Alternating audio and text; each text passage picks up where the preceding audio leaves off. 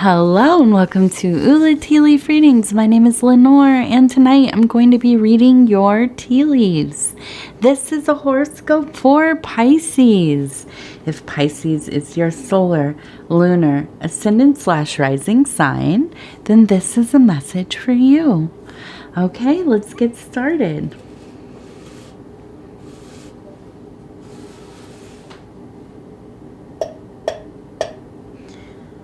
Okay, here we go. And let's take a look at these tea leaves. What do they have to say? And I will mention our card for tonight is the Knight of Cups. This is a card that has a lot to do with somebody that might be charming, attractive. There's a lot of intuitive energy happening, creativity, and the ability and sense to save yourself. Excuse me, my goodness. I've been out in the weeds, picking weeds today, and the ragweed is just wild. Not only that, it's very smoky here. Like it is probably in most of northern America. Well, I don't know how far, but at least the east coast, I know of the United States. I know parts of Canada, all of the north where we're at for sure, just inundated with a lot of smoke. And unfortunately, some of us have to go out there in it, and I really do feel for those who are in it all day long, working outside. Okay, so let's go ahead and take a look here.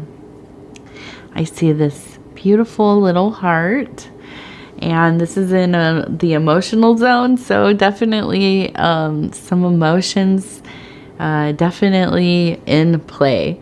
So I'm thinking, is this romantic? Is this kind of a bit of a crush? Does this kind of reflect from your own interior relationship with yourself, and it's kind of spilling out into the world? I kind of think maybe all three of these things. I think that maybe there's somebody who has caught your eye. I think that maybe there's somebody that, and you know what? It doesn't necessarily have to be romantic. I think that really what this is on a deeper level, and this partially is because of prior readings. I feel like you are in such a deep and spiritual place. You're doing well within your creative spaces. You're feeling confident and not really engaging in things that are disruptive to you. But I think that, and if you haven't seen the other readings, I would say go back and look at some of them. They are all timeless, so when you watch them, they become activated. There's no set time for them. You know, you could be watching this one 6 months after it's been recorded, and that is when you are supposed to watch it, because that's when the universe has put it in your path. So, and I'm looking at, I feel like I love this image here. We have a person sitting and then a cat that's kind of stretching. And I feel like there's just a sense of peace, of being, of choosing. If you have cats, you will know you can't force them to do anything.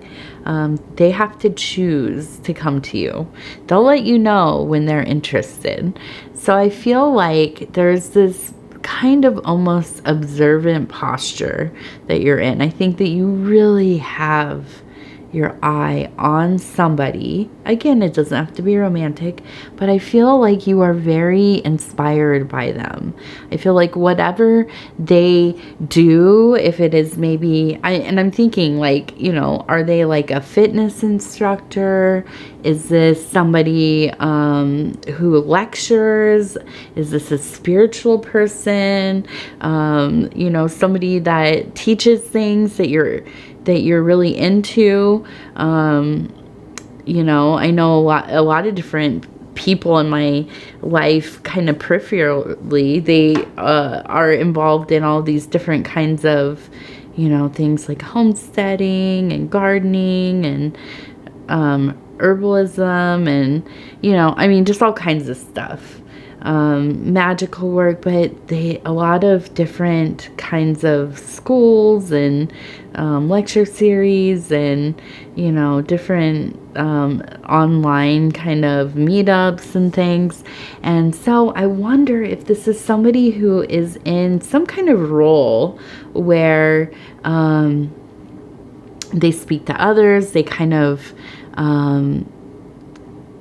motivate by just the way that they live. You're kind of in awe of them, you know.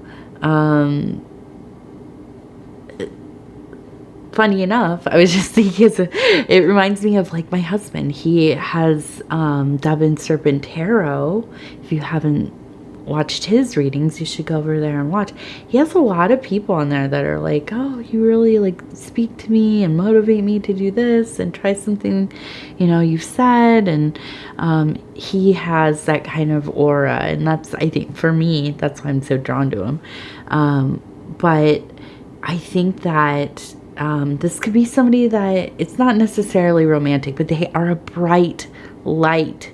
They you know, because they seem like such a pure kind of being that really just is doing what they love and trying to help others, you know, either directly or through example, making the world a little bit better, educating, you know, being honest about their trial and error, all these kinds of things. It just is something that we don't always, you know, we don't always come across people like this, especially out in the wild. Maybe online you can go seeking these kinds of things and you find different, you know, different kinds of speakers and teachers and professors and, you know, whatever. But you know, in the wild, it's rare that we meet somebody like that. So I think that you're just really, you just like sitting down, kind of watching. I feel like you're really choosing that. You're drawn to that. I feel like a coy cat a bit. Now, I also see that you are putting it out there. There's kind of this feeling of, see me now. You want them to see you. You want them to notice you a little bit. I see a person here fishing, and there's a fish hanging there, and there's some fish down here. And it's kind of, I think, you're, you know, casting your reel out there, seeing if you can in some way brush up against this person. And again, doesn't have to be romantic. Maybe this is just a desire to speak to them, to get to know them. Maybe you're already doing that, but you know, you want to maybe collaborate, work more deeply with them. You know, I don't know, something, but I feel like there's a sense of wanting to be involved in some way, right? And I was gonna say, sometimes you just have to shoot your shot, you know, and it works out. You know, it can sometimes not, and that can be a letdown, but that's life, you know. And thankfully, especially with the internet, there are a lot of people out there to kind of follow and be inspired by. But when you find a person that you really are drawn to, you know, I think, of course, we have to respect boundaries. We have to treat people well and allow them their privacy. Some people don't abide that, but you know, all those things are important for sure. But I think it's nice to find people that motivate you. I mean, really, this is why we get so attached to our authors and our teachers. And, you know, for me, I'm, you know, very interested in different occult systems and magic and all these different kinds of psychotherapy practitioners and Jung and particularly, but so many disciples of Jung as well. And so we just kind of micro fall in love with these people because they are bright shining stars in our universe, right? In our own personal experience. And we all have, you know, hopefully anyways. And if not, if you haven't found somebody yet, go out and read. I mean, really, that's the big thing. Go out and read, listen to videos, lectures online. I think one that I always think that people should try at an entry level kind of is somebody like Alan Watts. Go listen to that guy. He's so funny and so interesting. He talks a lot about Buddhism, Taoism, you know, just kind of the modern man's kind of struggles and, you know, our higher purposes and these kinds of things, but in such a way that is so friendly and so inviting, and it's easy to get lost in listening to that guy. Another one that's interesting is Joseph Campbell, to kind of be an entry level, you know, man and his myths, or I think that's what it's called, Man and His Myths, or Man and Myths, I don't know, but it's Joseph Campbell's a really good one too. So if you haven't started to find anybody, it's never too late. You will. Go out there, listen, read, experience. You will fall in love with some great thinkers for sure. So let's see. What else? What else do we have here? Just kind of... Oh, and this one's interesting. This one looks like a person pointing towards the sky, and then I see a person with a telescope. And I feel like there is really this draw to, again, these stars, right? The bright things in our life. And I feel like not only that, just quite literally, you feel drawn to the sky, drawn to going out there and spending some time looking. If you can, go and do that. If you are able to get outside at night, go and do that. I know sometimes it can be difficult. I myself, only this last few weeks, have been able to go outside and look at the stars. And I hadn't really done that in so long because I have a young child. So usually, you know, as soon as I'm done doing my readings, I go to bed. And I never really go outside after dark too much anyways. But it was really motivating. I saw some satellites and shooting stars, and, you know, heard the people down the block doing things, having a fire, and it's a whole different vibe out there late at night. So definitely get out there, look at your sky. I mean, we could go, you know, so many days and we never even look up. There's so much to see. Okay, let's see. Now, this one looks like the Empress to me, of a person sitting, and this looks like a chair, like a throne. And then we have a person kind of holding onto the foot here. And I feel like I think this kind of goes back to this idea of finding somebody that you were just kind of so taken by. And I think that's okay. I think it's just really a matter of tempering yourself, right? Being respectful of boundaries, privacy, and also making the most of the information that you're getting, the feelings that you're getting. I think writing about it is a good idea. Keeping kind of a record of the thoughts that are coming up as you are experiencing the light of this person. And I almost feel like I kind of get this instinct of like this vision of like a guru with their devotee. And I don't think that's exactly what it is, but there's almost this dynamic of like a teacher, a person who is helping you with your awareness, illumination. And it maybe is not exactly that. Like, it's not that this person's a life coach or a religious person or anything like that, but just experiencing them is opening your mind. You maybe have deep conversations about things. Maybe, they are a person who is revealing, secrets of the universe to an audience or whatever it is. I would definitely keep some kind of record for yourself of the things that are coming up for you while you are experiencing this kind of education, informal education.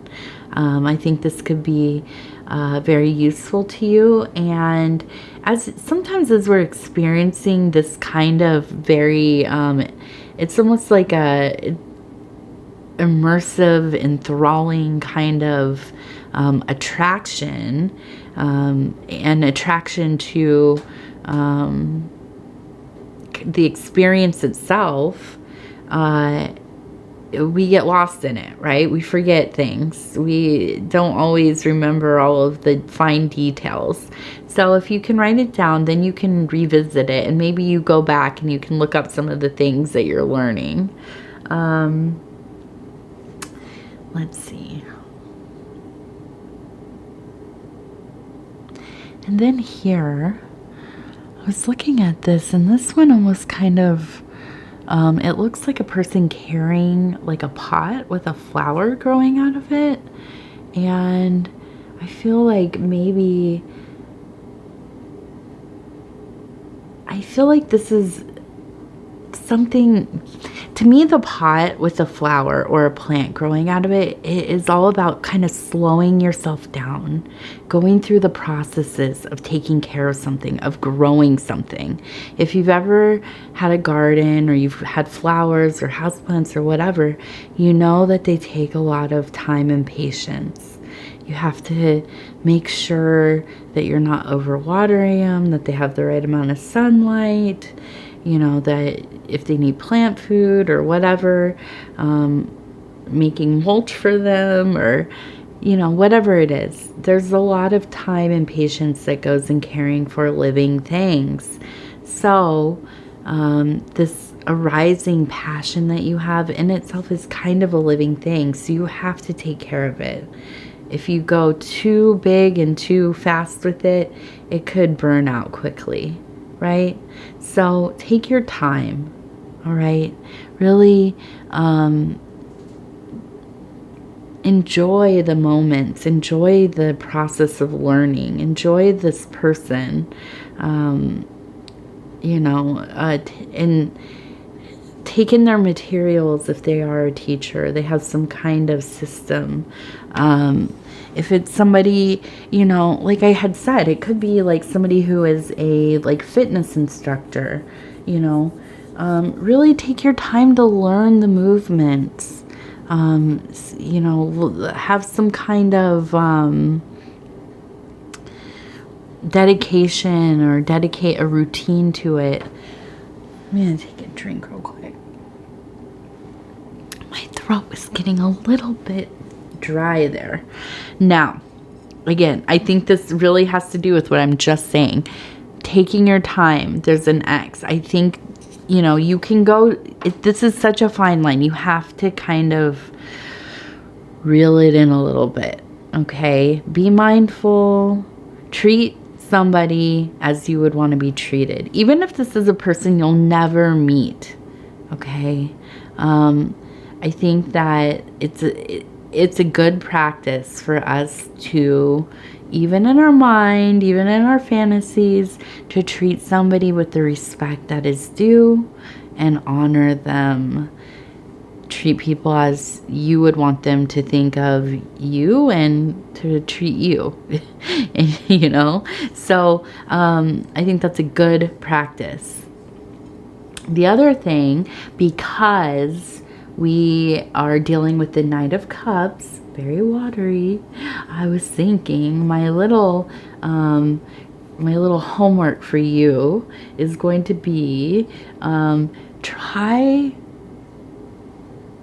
doing some cleansing, but actual physical cleansing through maybe something like a steam bath or a sauna, something like this. I think that nice heat, the kind of releasing of toxins, being able to kind of get into a place of meditation. Be safe, of course. If you've never done these, find some guidance. You know, and make sure you're hydrated and all of that. But I think that going into something like a sauna or a warm bath or whatever is something that is cleansing, but it really gets you into that center place. Like you can't escape how you're feeling, right? You kind of just have to go through the process of it, and it is like immediately a mindful process. No matter what, you can't get around that. So I think it's something to think about if you have access to that. And let me know how that goes if you do try it. Maybe you already like to do saunas and hot tubs and hot baths and whatever, steam baths. Let me know how beneficial is that for you. Do you do that often? How do you incorporate that into your routines? I'm interested. Okay, I want to say thank you so much for spending this time with me. I am always so honored to be able to bring these messages to you. If you have not subscribed, please think about doing so. You can hit the little bell. It'll let you know when the next video comes out. And I say this because I want to announce we've hit 11K. So that came fast. I think last week was 10K. So we're doing really well, us as a community here. And if you want to like the video, that helps us too. If you want to share the video, that really helps us. It really ups the engagement. And other than that, leave a comment. I read all of them. They mean a lot to me. They really do. Some of you are so generous with your stories, with your experiences, how the readings resonate with you. And it really is very touching. I also find it quite inspiring that some of you go and comment on each other's comments, and you're so supportive, so loving. Definitely, I think that's so important in life, especially on the internet, where we can, where it's reasonable, to give each other that kind of, even though it's pretty anonymous, that loving support, human to human. It can really mean so much to somebody, and you just don't even know it. Okay, before my stuff falls apart here, I'm going to let you go. We're going to talk again really soon, Pisces. Thank you, thank you, thank you.